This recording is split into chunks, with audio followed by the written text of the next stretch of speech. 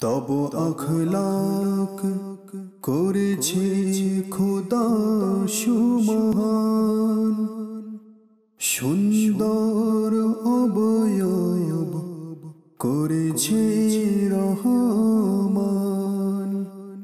আলহামদুলিল্লাহি রাব্বিল আলামিন ওয়াসসালাতু ওয়াসসালামু আলা খাতামিন নাবিয়্যিন আম্মা বা'দ ফাআউযু বিল্লাহি মিনাশ শাইতানির রাজীম বিসমিল্লাহির রহমানির রহিম। আসসালাতু ওয়াসসালামু আলাইকা ইয়া রাসূলুল্লাহ, আসসালাতু ওয়াসসালামু আলাইকা ইয়া হাবিবাল্লাহ, আসসালাতু ওয়াসসালামু আলাইকা ইয়া নবিয়াল্লাহ ওয়া আলা আলিকা ওয়া সুহাবিকা ইয়া নূরাল্লাহ। মদিনী চ্যানেলের দর্শক শ্রোতা, আপনাদের সবাইকে অনেক অনেক শুভেচ্ছা ও স্বাগতম আমাদের অনুষ্ঠান সিরাতে মুস্তাফা সাল্লাল্লাহু তাআলা আলাইহি ওয়া আলিহি ওয়াসাল্লামে। এই অনুষ্ঠানে আমরা প্রিয় নবী রাসূল আরবি সাল্লাল্লাহু তাআলা আলাইহি ওয়া আলিহি ওয়াসাল্লামের সিরাত তথা বরকতময় জীবনী সম্পর্কে আলোচনা করে থাকি। আলহামদুলিল্লাহি তাআলা এই অনুষ্ঠানে ধারাবাহিকতার সাথে প্রিয় নবী রাসূল আরবি সাল্লাল্লাহু তাআলা আলাইহি ওয়া আলিহি ওয়াসাল্লামের জীবনীকে কুরআন ও হাদিসের মাধ্যমে বর্ণনা দেয়া হচ্ছে, আলোচনা করা হচ্ছে। তো আজও ইনশাআল্লাহ তাআলা নবী করিম সাল্লাল্লাহু তাআলা আলাইহি ওয়া আলিহি ওয়াসাল্লামের জীবনীর একটি খুবই গুরুত্বপূর্ণ অধ্যায় নিয়ে আমরা আজ আলোচনা করব এবং সেগুলোর মধ্যে আমাদের জন্য কি শিক্ষণীয় বিষয় রয়েছে সেই সম্পর্কেও জানব। কেননা নবী করিম সাল্লাল্লাহু তাআলা আলাইহি ওয়া আলিহি ওয়াসাল্লামের চরিত্র হচ্ছে আমাদের জন্য উত্তম আদর্শ। তো আমরা যদি নবী করিম সাল্লাল্লাহু তাআলা আলাইহি ওয়া আলিহি ওয়াসাল্লামের ব্যক্তিত্ব সম্পর্কে জানতে চাই, বরকতময় বৈশিষ্ট্য সম্পর্কে জানতে চাই, তাহলে আমাদেরকে নবী করিম সাল্লাল্লাহু আলাইহি ওয়া আলিহি ওয়াসাল্লামের সিরাত সম্পর্কে জানতে হবে এবং আমরা যদি এটা জেনে এর উপর আমল করার চেষ্টা করি তাহলে ইনশাআল্লাহ তাআলা ইহকাল ও পরকালে কামিয়াব হতে পারবো। মদিনী চ্যানেলের দর্শক শ্রোতা, আলোচনা শুরু করার পূর্বে আসুন একটি দুরূদ শরীফের ফজিলত শ্রবণ করি। ক্বালা রাসূলুল্লাহি সাল্লাল্লাহু আলাইহি ওয়া আলিহি ওয়াসাল্লাম আউলান নাসি বি ইয়াউমাল কিয়ামতি আকসারুহুম আলাইয়া সালাতান। প্রিয় নবী রাসূল আরবি সাল্লাল্লাহু তাআলা আলাইহি ওয়া আলিহি ওয়াসাল্লাম ইরশাদ করেন, কাল কিয়ামতের দিন আমার সবচেয়ে নিকটবর্তী ব্যক্তি সেই হবে যে দুনিয়াতে অধিক হারে দুরূদ শরীফ পাঠকারী হবে। সুবহানাল্লাহ। মদিনী চ্যানেলের দর্শক শ্রোতা, যে ব্যক্তি নবী করিম রউফুর রহিম সাল্লাল্লাহু তাআলা আলাইহি ওয়া আলিহি ওয়াসাল্লামের উপর অধিক হারে দুরূদ শরীফ পাঠ করবে, কাল কিয়ামতের দিন সেই বিভীষিকাময় সময়ে, সেই ভয়াবহ সময়ে নবী করিম সাল্লাল্লাহু তাআলা আলাইহি ওয়া আলিহি ওয়াসাল্লামের নৈকট্য লাভ করবে। তো আমরাও যদি কিয়ামতের দিন প্রিয় নবী রাসূল আরবি সাল্লাল্লাহু আলাইহি ওয়া আলিহি ওয়াসাল্লামের নৈকট্য লাভ করতে চাই তো আমাদেরকে অধিক হারে দুরূদ শরীফ পাঠ করতে হবে। খুবই সহজ আমল এটি। আল্লাহ তাআলা আমাদেরকে তৌফিক দান করুক। সাল্লু আলাল হাবিব সাল্লাল্লাহু তাআলা আলা মুহাম্মদ সাল্লাল্লাহু আলাইহি ওয়া আলিহি ওয়াসাল্লাম। মদিনী চ্যানেলের দর্শক শ্রোতা, আপনারা দেখছেন সিরাতে মুস্তাফা সাল্লাল্লাহু আলাইহি ওয়া আলিহি ওয়াসাল্লাম। আজকের আলোচনার বিষয় হচ্ছে ইসলামের মধ্যে সর্বপ্রথম মসজিদ। জি মদিনী চ্যানেলের দর্শক শ্রোতা, আজ আমরা এই অনুষ্ঠানের মাধ্যমে ইসলামের সর্বপ্রথম মসজিদ কোনটি সেই সম্পর্কে জানব, সেটার নির্মাণের সংক্ষিপ্ত ইতিহাস সম্পর্কেও জানব, এরই সাথে নবী করিম সাল্লাল্লাহু তাআলা আলাইহি ওয়া আলিহি ওয়াসাল্লামের মক্কি জীবনীর সূচনা সম্পর্কেও জানব ইনশাআল্লাহ তাআলা। মদিনী চ্যানেলের দর্শক শ্রোতা, আমরা এর পূর্বের পর্বে আলোচনা করেছিলাম যে নবী করিম সাল্লাল্লাহু তাআলা আলাইহি ওয়া আলিহি ওয়াসাল্লাম হযরত আবু বকর সিদ্দিক রাদিয়াল্লাহু তাআলা আনহু এর সাথে মদিনা শরীফে প্রবেশ করেন এবং মদিনা শরীফে প্রবেশ করার মাধ্যমে মদিনা শরীফে যারা অবস্থান করছিলেন, বসবাসকারী মুসলমান ছিলেন, তাদেরকে নিজের বরকতময় আগমন দ্বারা ধন্য করেন। তারা খুবই আনন্দিত হয়, খুশি হয়। তো সেই সময়ে ইসলামের সর্বপ্রথম একটি মসজিদ নির্মাণ করা হয় আর সেই মসজিদের নাম হচ্ছে মসজিদে কুবা। জি মদিনী চ্যানেলের দর্শক শ্রোতা, আপনারা অবগত আছেন যে এখনও আলহামদুলিল্লাহি তাআলা আরব শরীফে এমন একটি মসজিদ রয়েছে যে মসজিদের নাম হচ্ছে মসজিদে কুবা, যা মদিনা শরীফের নিকটবর্তী, মসজিদে নববীর নিকটবর্তী। তো সেই মসজিদে কুবার মধ্যে যারা উমরা করতে যান, মদিনা শরীফে যান, নবী করিম সাল্লাল্লাহু তাআলা আলাইহি ওয়া আলিহি ওয়াসাল্লামের রওজা শরীফে উপস্থিত হওয়ার যাদের সৌভাগ্য হয়েছে তারা অবশ্যই জানেন যে মসজিদে কুবা কত বরকতময় একটি স্থান, এবং এখনও মসজিদে কুবার অট্টালিকা নিজের শান শওকতের সাথে, মর্যাদা ও মহত্বের সাথে দাঁড়িয়ে আছে, এবং লোকেরা এখনও সেই জায়গায় আলহামদুলিল্লাহ তাআলা সেই মসজিদে নামাজ আদায় করে। মদিনী চ্যানেলের দর্শক শ্রোতা, মসজিদে কুবা হচ্ছে ইসলামের সর্বপ্রথম মসজিদ, আর এই মসজিদ নির্মাণে স্বয়ং প্রিয় নবী রাসূল আরবি সাল্লাল্লাহু তাআলা আলাইহি ওয়া আলিহি ওয়াসাল্লাম সশরীরে উপস্থিত ছিলেন। তিনি নবী করিম সাল্লাল্লাহু তাআলা আলাইহি ওয়া আলিহি ওয়াসাল্লাম এই মসজিদ নির্মাণে সঙ্গ দিয়েছেন সাহাবায়ে কেরামদের, বরং নেতৃত্ব দিয়েছেন। নবী করিম সাল্লাল্লাহু তাআলা আলাইহি ওয়া আলিহি ওয়াসাল্লাম সেই মসজিদ নির্মাণে উঁচু উঁচু পাথর তুলে নিতেন, নিজের কাঁধে তুলে নিয়ে মসজিদ নির্মাণে সহযোগিতা করতেন। নবী করিম সাল্লাল্লাহু তাআলা আলাইহি ওয়া আলিহি ওয়াসাল্লাম যখন সেই ভারী ভারী পাথর, সেই উঁচু উঁচু বড় বড় পাথর তুলতেন, তো নবী করিম সাল্লাল্লাহু তাআলা আলাইহি ওয়া আলিহি ওয়াসাল্লামের কোমর শরীর কুঞ্চিত হয়ে যেত। সাহাবায়ে কেরামরা এটা দেখে নবী করিম সাল্লাল্লাহু আলাইহি সাল্লামকে আরজ করতেন যে ইয়া রাসূলুল্লাহ সাল্লাল্লাহু তাআলা আলাইহি ওয়া আলিহি ওয়াসাল্লাম, আপনি ছেড়ে দিন, আমরা তুলছি। তো নবী করিম সাল্লাল্লাহু আলাইহি ওয়া আলিহি ওয়াসাল্লাম কোনো সাহাবী রাদিয়াল্লাহু তাআলা আনহু এমন আরজ করলে তিনি তার অন্তর খুশি করার জন্য সেটা রেখে দিতেন, তারপর আবার অন্য পাথর তুলে নিয়ে গিয়ে মসজিদ নির্মাণে লেগে যেতেন। জি মদিনী চ্যানেলের দর্শক শ্রোতা, এখানে একটি শিক্ষা রয়েছে, এই ঘটনাতে একটি চমৎকার শিক্ষা রয়েছে। সেই শিক্ষাটি হচ্ছে, একটি হচ্ছে বস, একটি হচ্ছে লিডার। হ্যাঁ, বস আর লিডারের মধ্যে এখানে পার্থক্য হয়।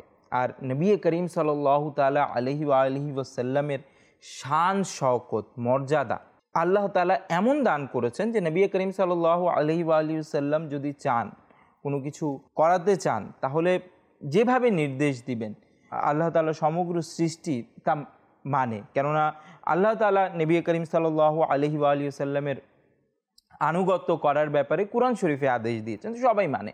তো নবী করিম সাল্লাল্লাহু আলাইহি সাল্লাম যা চান তা করতে পারেন, কিন্তু যদিও বা তিনি সমগ্র জাহানের, দো জাহানের বাদশাহ, কিন্তু এখানে তিনি আমাদেরকে নেতৃত্ব শিক্ষা দিচ্ছেন যে যদি আমরা লোকদের দিয়ে কাজ করাই বা লোকেরা যদি কাজ করে, তাহলে আমরাও যেন তাদের সহযোগিতা করি, আমরাও যেন তাদের সঙ্গ দেই, আমরাও যেন নেতার ভূমিকা পালন করি, যা নবী করিম সাল্লাল্লাহু তাআলা আলাইহি ওয়া আলিহি ওয়াসাল্লাম আমাদের জন্য নিজের জীবনে আদর্শ রেখে গিয়েছেন। তো আমরা যদি সফল নেতা হতে চাই, হ্যাঁ, আমরা যদি লিডারশিপ স্কিলসের ব্যাপারে এখন অনেক কথা হয়, আমরা যদি শিখতে চাই, তো নবী করিম সাল্লাল্লাহু আলাইহি ওয়া আলিহি ওয়াসাল্লামের জীবনীতে অনেক লিডারশিপের মাদানী ফুল বলেন বা পয়েন্ট বলেন, অনেকগুলো রয়েছে, যা আমরা যদি শিখি, জানি, তাহলে আমরা আমাদের জীবনে সেটা অনুসরণ করার মাধ্যমে অবশ্যই ইহকালে তো সফল হব, ইনশাআল্লাহ পরকালেও সফল হয়ে যাব। অবশ্যই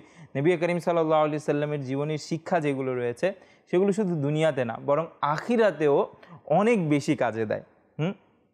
সেটাই তো মূল কাজের জিনিসগুলোই তো সেটা। যদি আখিরাতে সফল হতে চাই, তাহলে কি দিয়ে আমরা সফল হব? নবী করিম সাল্লাল্লাহু আলাইহি সাল্লামের জীবনী ছাড়া আর কি রয়েছে? তো মদিনী চ্যানেলের দর্শক শ্রোতা, তো এটা থেকে আমরা এই শিক্ষাটা পাই। তো নবী করিম সাল্লাল্লাহু তাআলা আলাইহি ওয়া আলিহি ওয়াসাল্লাম সাহাবায়ে কেরাম আলাইহিমুর রিদওয়ানদের সেই কাজে, মসজিদ নির্মাণের কাজে নেতৃত্ব দেন, এবং সেই মসজিদ নির্মাণে শুধু সাহাবায়ে কেরামরাই নয়, বরং নবী করিম সাল্লাল্লাহু তাআলা আলাইহি ওয়া আলিহি ওয়াসাল্লামও সেই মসজিদ নির্মাণ করেন।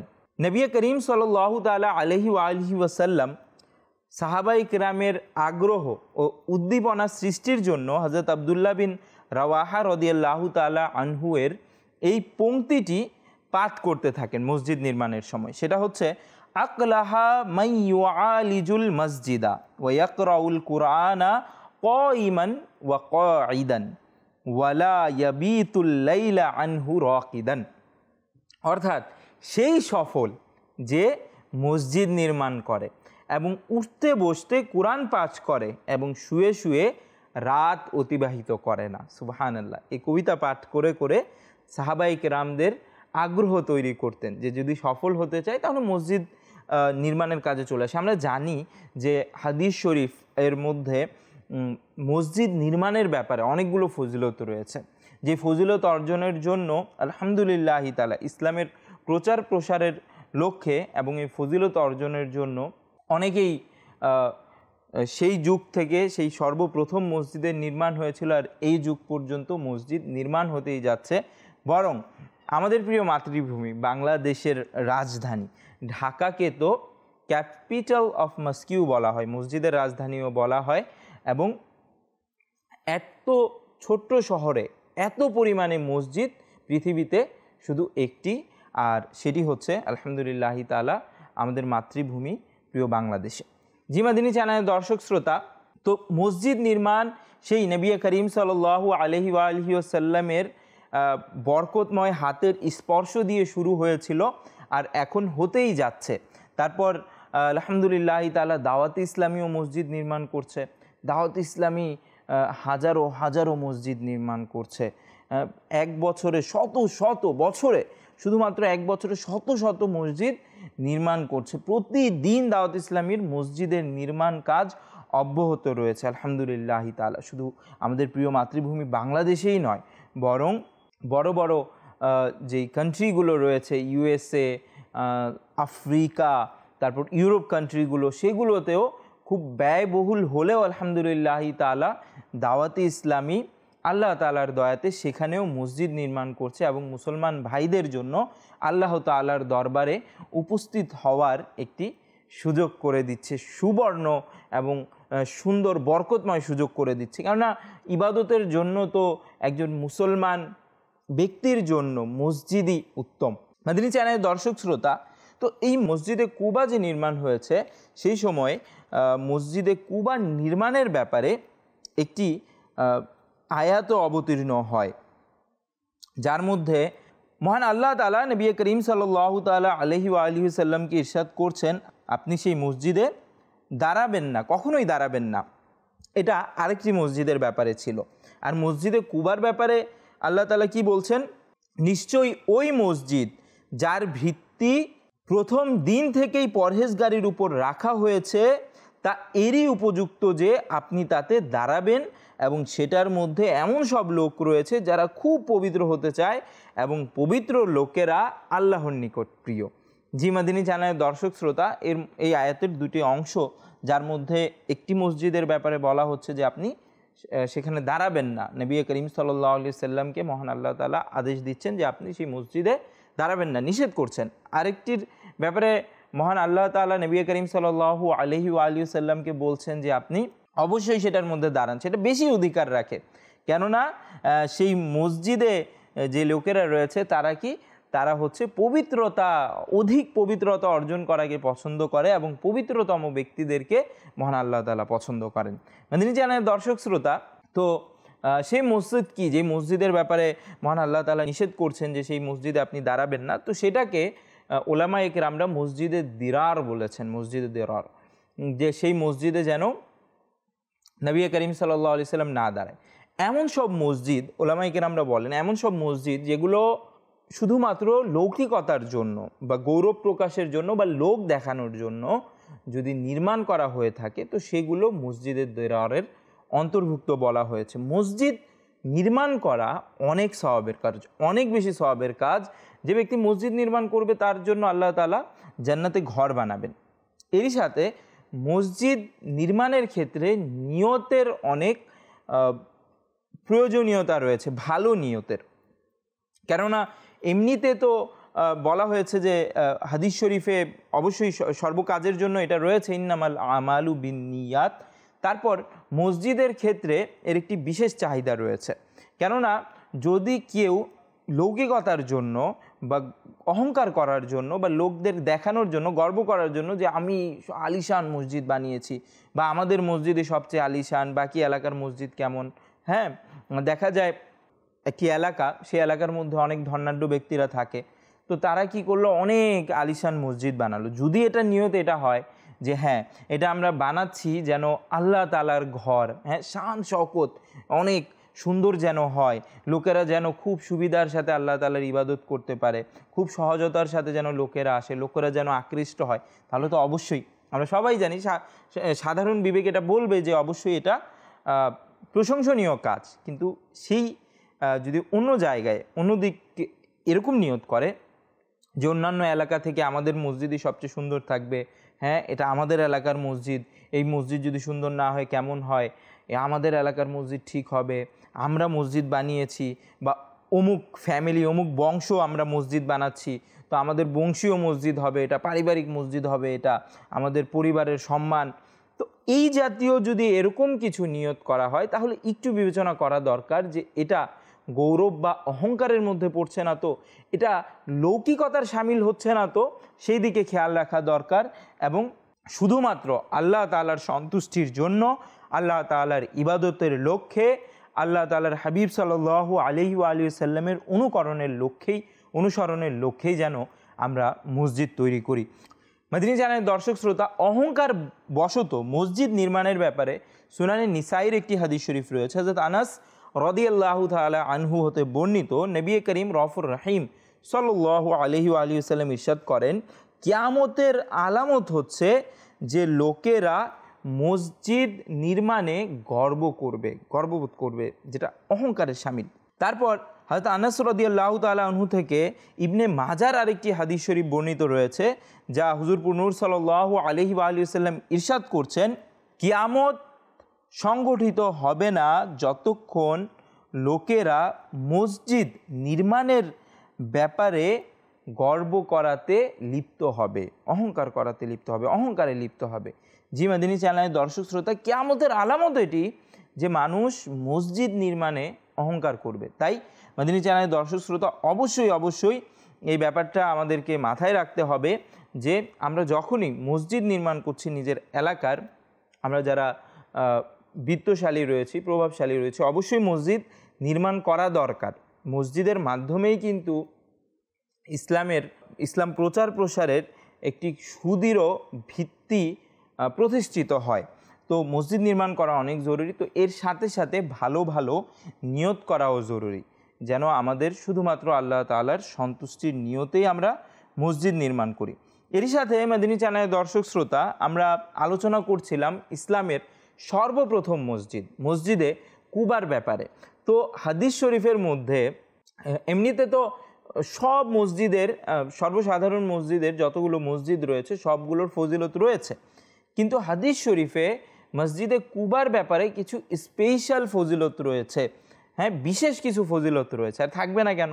কেননা নবী করিম সাল্লাল্লাহু আলাইহি সাল্লাম স্বয়ং এই মসজিদ নির্মাণ করেছেন এবং এটা ইসলামের সর্বপ্রথম মসজিদ।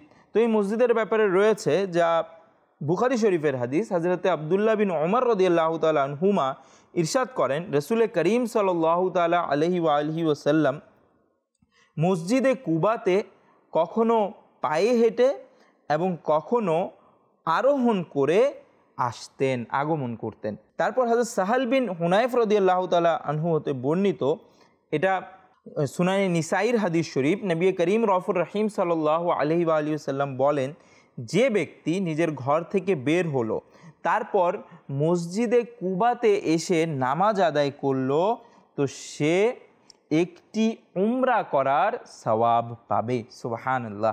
মাদিনী চ্যানেলের দর্শক শ্রোতা, হযরত উসাইদ বিন জুহাইর আনসারী রাদিয়াল্লাহু তাআলা আনহু হতে বর্ণিত, রাসূলুল্লাহ সাল্লাল্লাহু আলাইহি ওয়া আলিহি ওয়াসাল্লাম ইরশাদ করেন, মসজিদে কুবাতে নামাজ পড়ার সওয়াব উমরা করার সমপরিমাণ।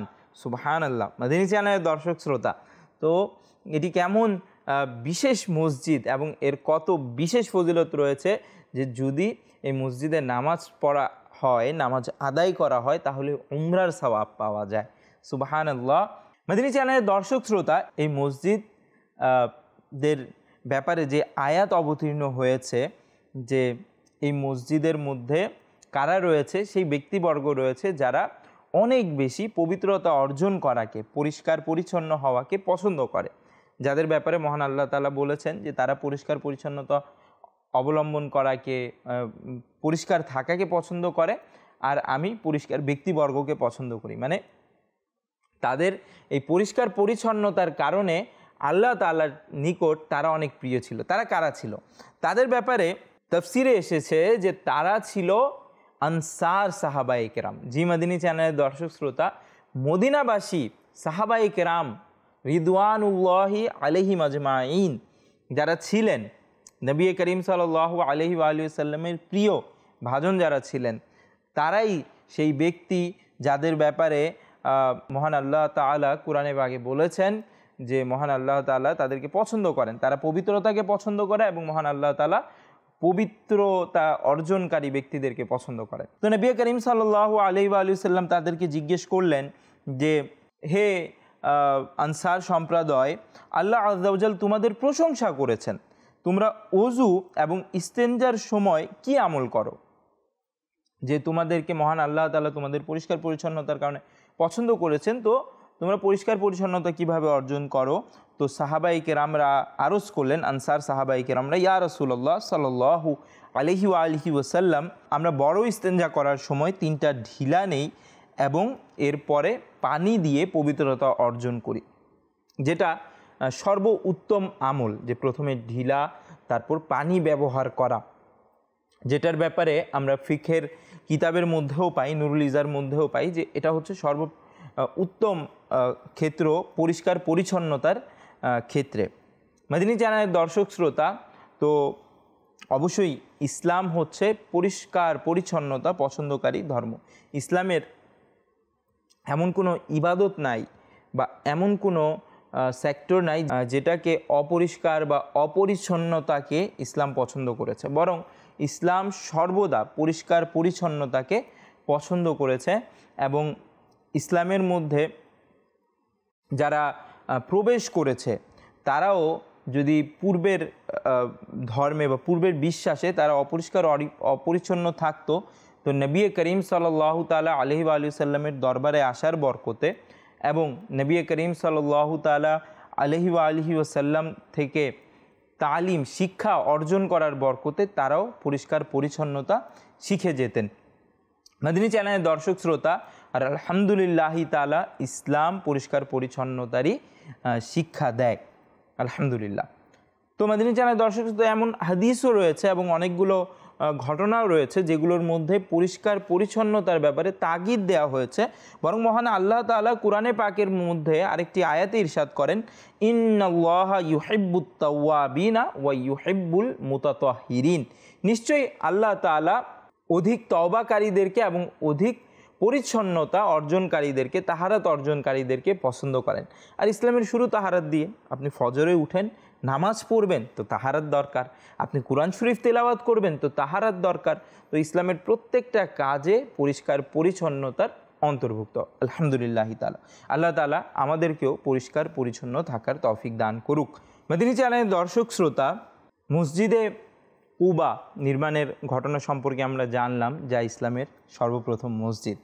জি, আল্লাহ তাআলা আমাদেরকে তৌফিক দান করুন যে আমরা যেন মসজিদে কুবাতে যেতে পারি, আমরা যেন উমরা করতে পারি, আমরা যেন হজ করতে পারি, আমরা যেন মদিনা শরীফে উপস্থিত হতে পারি এবং সেই প্রতিটি বরকতময় স্থানকে নিজের দু চোখ দ্বারা দেখতে পারি।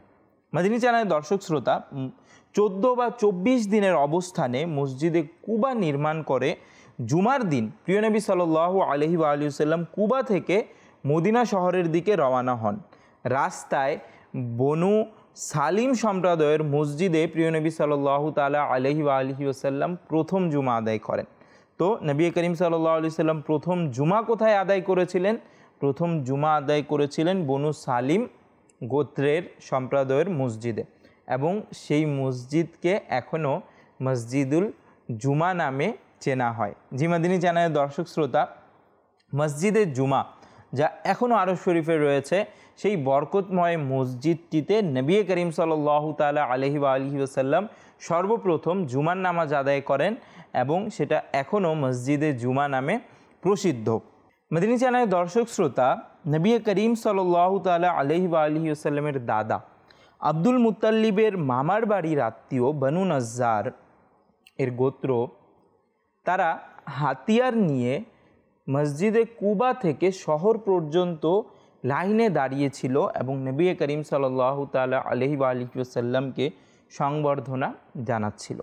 নবী করিম সাল্লাল্লাহু তাআলা আলাইহি ওয়া আলিহি ওয়াসাল্লামকে জিয়ারতের উদ্দেশ্যে পর্দাসীন মহিলারা বাড়ির ছাদের উপর চলে এসেছিল এবং নবী করিম সাল্লাল্লাহু তাআলা আলাইহি ওয়া আলিহি ওয়াসাল্লামকে জিয়ারত করতে করতে এই স্বাগত কবিতা পাঠ করতে লাগলো, যা এখনও খুবই প্রসিদ্ধ। তা হচ্ছে তলাআল বাদরু আলাইনা মিন সানিয়াতিল ওয়াদাই ওয়াজাবা শুকরু আলাইনা মা দাআ লিল্লাহি দাঈ। মাননীয় চ্যানেলের দর্শক শ্রোতা, এই কবিতাটি অনেক বড় রয়েছে, আমি সংক্ষিপ্ত বললাম। দুটি পংক্তির অর্থ হচ্ছে, পূর্ণিমার চাঁদ আমাদের উপর উদিত হয়েছে ওয়াদা উপত্যকা থেকে, অর্থাৎ যেই উপত্যকা দিয়ে নবী করিম সাল্লাল্লাহু আলাইহি সাল্লাম প্রবেশ করছিলেন। তো এই কবিতার মধ্যে বলা হচ্ছে যে সেই উপত্যকা থেকে পূর্ণিমার চাঁদ আমাদের দিকে আসছে, আমাদের তার প্রতি কৃতজ্ঞতা জ্ঞাপন করা ওয়াজিব যতদিন পর্যন্ত আল্লাহ পাকের নিকট দোয়া প্রার্থনাকারীরা দোয়া প্রার্থনা করতে থাকে। জি মাদিনী চ্যানেলের দর্শক শ্রোতা, তো এভাবে করে আরও কয়েকটি আরবি পংক্তির মাধ্যমে, যা তলা আল বদরু আলাইনা এর অংশ, সেগুলোর মাধ্যমে তারা নবী করিম সাল্লাল্লাহু তাআলা আলাইহি ওয়া আলিহি ওয়াসাল্লামকে স্বাগতম জানায়। আর এইভাবে নবী করিম সাল্লাল্লাহু তাআলা আলাইহি ওয়া আলিহি ওয়াসাল্লাম সেখানে প্রবেশ করেন। মাদিনী চ্যানেলের দর্শক শ্রোতা, নবী করিম সাল্লাল্লাহু তাআলা আলাইহি ওয়া আলিহি ওয়াসাল্লামের প্রবেশে যখন এই কবিতা পাঠ করা হয়, তখন শিশুরা কিভাবে আনন্দ মেতে উঠেছিল এবং নবী করিম সাল্লাল্লাহু তাআলা আলাইহি ওয়া আলিহি ওয়াসাল্লাম তাদেরকে কি বলেছিল এবং তারা নবী করিম সাল্লাল্লাহু আলাইহি ওয়াসাল্লামকে কি বলেছিল, তা আমরা জানব আগামী পর্বে। এবং আরও অনেক কিছু জানতে আগামী পর্ব দেখার আমন্ত্রণ জানিয়ে বিদায় নিচ্ছি। সল্লু আলাল হাবিব সাল্লাল্লাহু তাআলা আলা মুহাম্মদ সাল্লাল্লাহু আলাইহি ওয়া আলিহি ওয়াসাল্লাম। তব আখলাক করেছে খোদা সুমহান, সুন্দর অবয়ব করেছে